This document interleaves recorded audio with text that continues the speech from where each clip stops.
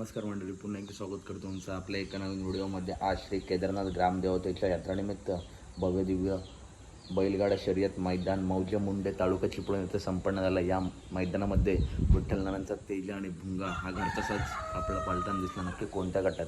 तर गट क्रमांक 11मध्ये, गट क्रमांक 10 नंतर जेव्हा नंदी खाली गेले तेव्हा लाईव्हमध्ये खूप कमेंट चालू होत्या की तेजा आता पलताना दिसेल. तर गट क्रमांक 11मध्ये घरचा साज तेजा आणि भुंगा आपला पलताना दिसला.